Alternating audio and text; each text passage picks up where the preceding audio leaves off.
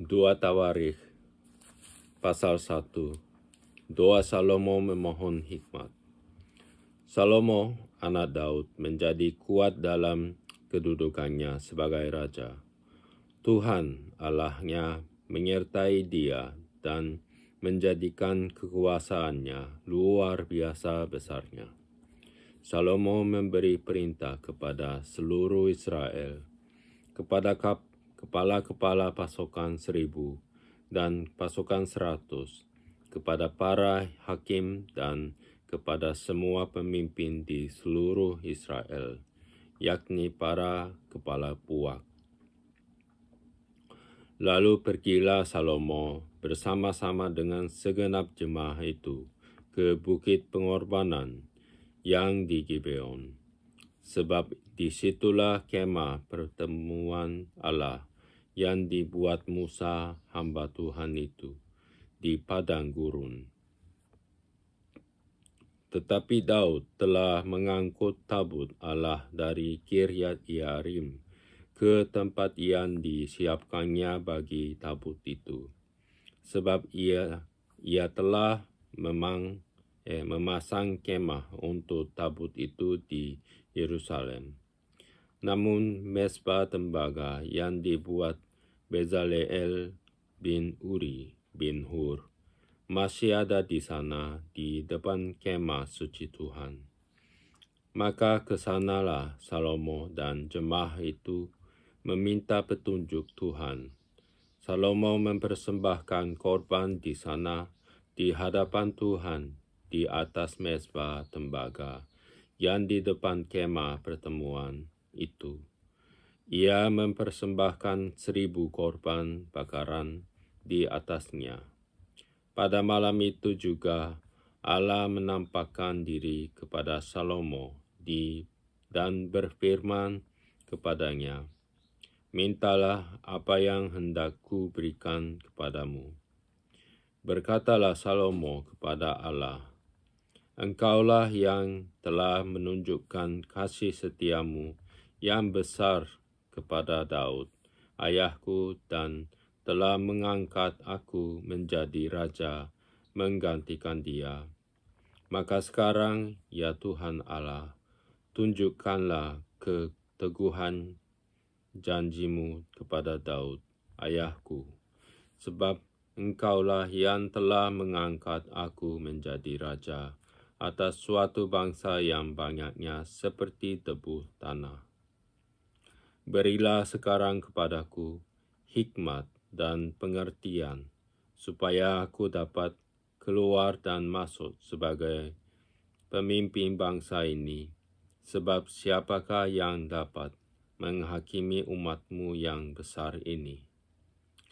Berfirmanlah Allah kepada Salomo, "Oleh karena itu yang kau ingini, yang kau tidak meminta kekayaan, harta benda, kemuliaan atas atau nyawa pembencimu, dan juga tidak meminta umur panjang, tetapi sebaliknya, engkau meminta kebijaksanaan dan pengertian untuk dapat menghakimi umatku yang atasnya aku telah merajakan engkau.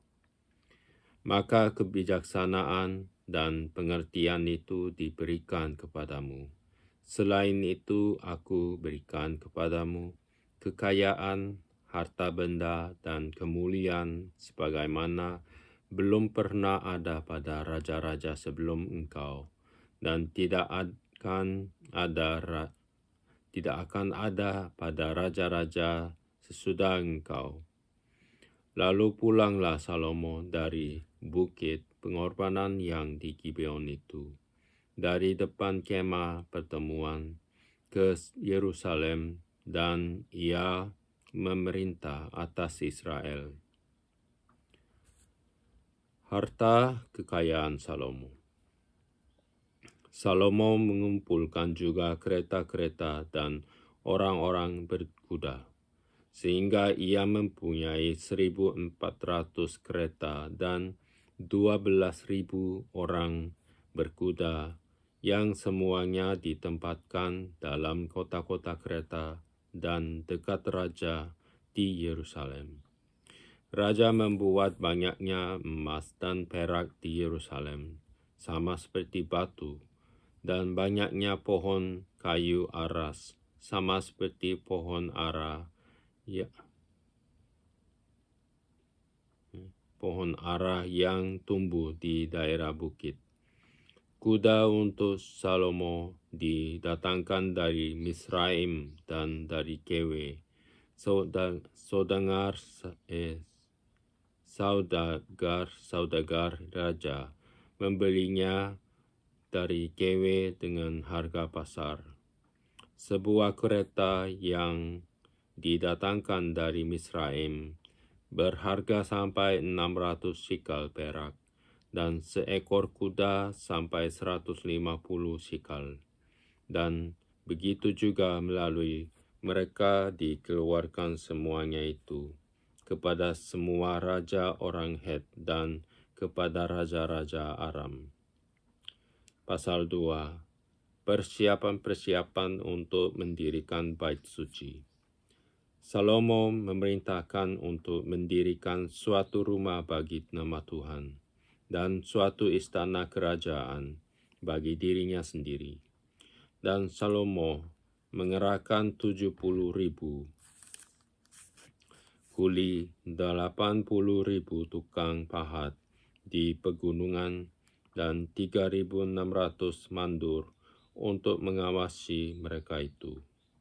Lalu Salomo mengutus orang kepada Huram, raja negeri Tirus, dengan pesan, "Perbuatlah terhadap aku seperti yang kau perbuat terhadap ayahku Daud, ketika engkau mengirim kayu aras kepadanya, sehingga ia dapat mendirikan baginya suatu istana untuk tinggal di situ.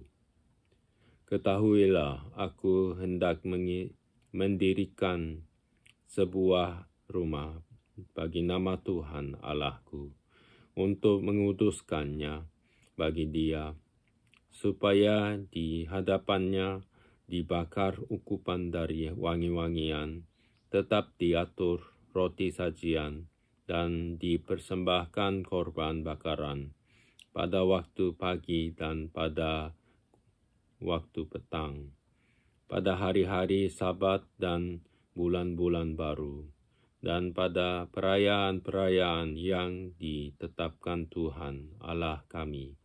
Sebab semuanya itu adalah kewajiban orang Israel untuk selama-lamanya.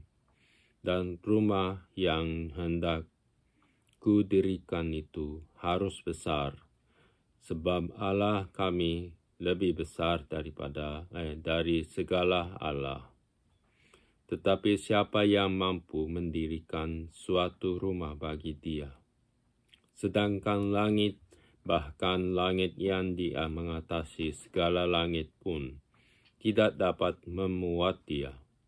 Dan siapakah aku ini, sehingga aku hendak mendirikan suatu rumah bagi Dia, kecuali sebagai tempat untuk membakar korban di hadapannya.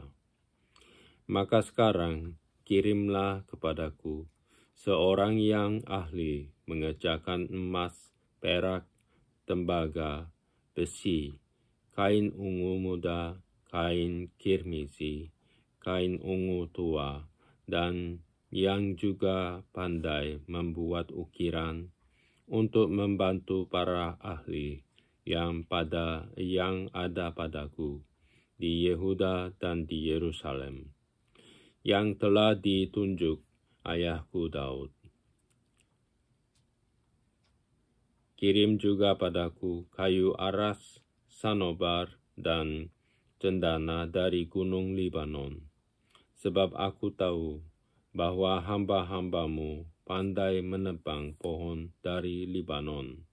Dalam pada itu, hamba-hambaku akan membantu hamba-hambamu untuk menyediakan bagiku sejumlah besar kayu, sebab rumah yang hendak kudirikan itu harus besar dan mentakjubkan.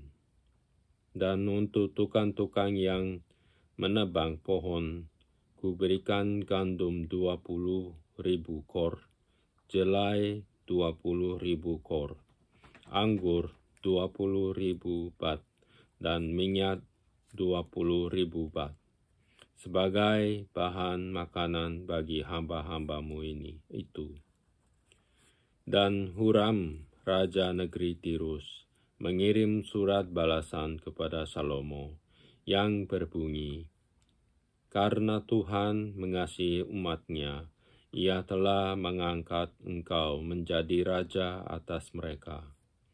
Lalu Huram melanjutkan, "Terpujilah Tuhan Allah orang Israel, yang menjadikan langit dan bumi, karena Ia telah memberikan kepada Raja Daud seorang anak yang bijaksana, penuh akal budi dan pengertian, yang akan mendirikan suatu rumah bagi Tuhan dan suatu istana kerajaan bagi dirinya sendiri.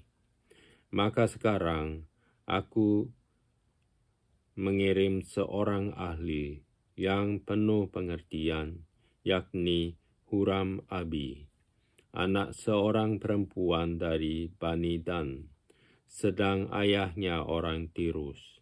Ia pandai mengerjakan emas, perak, tembaga, besi, batu, kayu, kain ungu muda, kain ungu tua, lenan halus dan kain kirmisi, dan juga pandai membuat segala jenis ukiran dan segala jenis rancangan yang ditugaskan kepadanya dengan dibantu oleh ahli-ahlimu dan oleh ahli-ahli ayahmu, tuanku Daud. Baiklah, sekarang tuanku kirim kepada hamba-hamba tuanku gandum dan jelai, minyak, dan anggur yang telah tuanku sebutkan itu. Dan kami akan menebang kayu dan dari gunung Libanon sebanyak engkau perlukan, dan membawanya kepadamu dengan rakit-rakit melalui laut sampai ke Yafo, dan engkau dapat mengangkutnya ke Yerusalem. Lalu Salomo menghitung semua orang asing yang laki-laki yang ada di negeri Israel, sama seperti yang pernah dilakukan Daud ayahnya.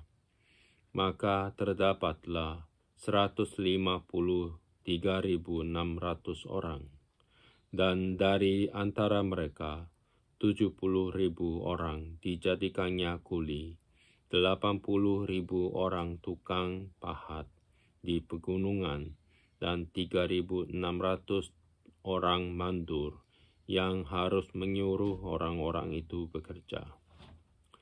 Pasal 3. Salomo mendirikan bait suci. Salomo mulai mendirikan rumah Tuhan di Yerusalem, di Gunung Moria, di mana Tuhan menampakkan diri kepada Daud, ayahnya, di tempat yang ditetapkan Daud, yakni di tempat pengirikan Ornan, orang Yebus itu.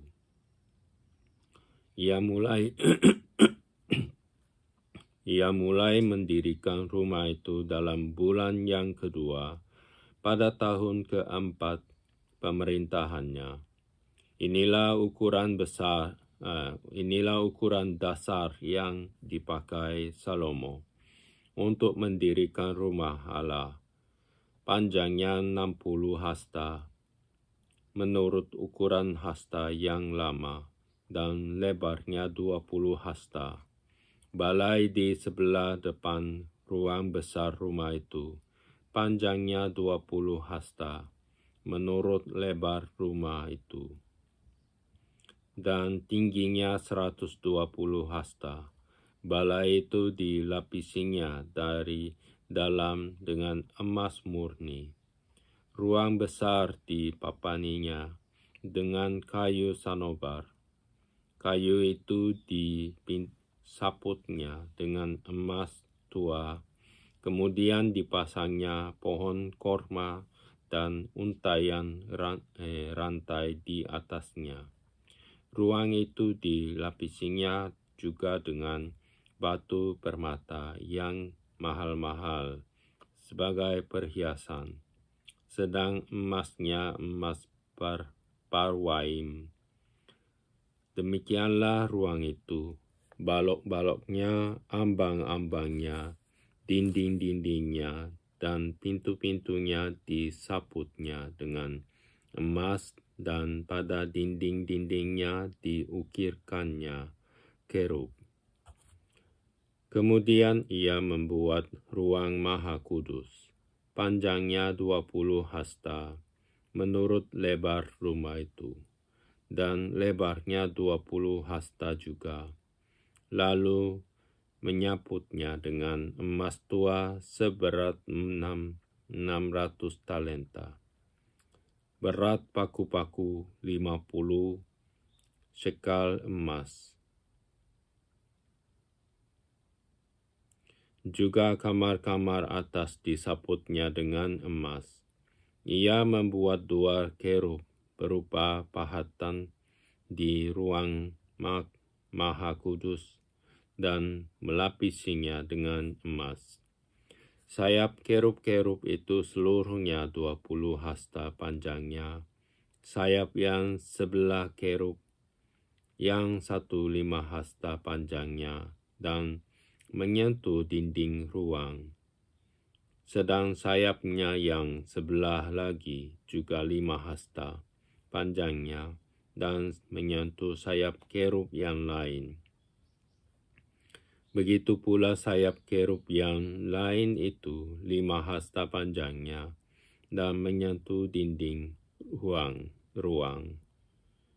Sedang sayapnya yang sebelah lagi juga 5 hasta panjangnya dan bersentuhan dengan sayap kerub yang pertama. Jadi sayap kedua kerub itu membentang sepanjang 20 hasta. Sedang kedua kerub itu berdiri di atas kakinya dan menghadap ruang besar. Kemudian ia membuat tabirnya dari kain ungu tua, kain ungu muda, kain kirmisi dan lenan halus, dan menggambarkan kerubim padanya. Benda-benda logam bait suci. Di depan rumah itu dibuatnya 2 tiang, yang tingginya 35 hasta, dengan ganja di kepalanya, masing-masing setinggi 5 hasta. Lalu dibuatnya untayan rantai yang dipasangnya sebagai kalung di atas kepala tiang-tiang itu. Dan dibuatnya 100 buah delima yang dipasangnya pada untayan rantai itu. Tiang-tiang itu didirikannya di depan bait suci, yang satu di sebelah kanan dan yang lain di sebelah kiri. Tiang kanan dinamainya Yakin dan tiang kiri Boas.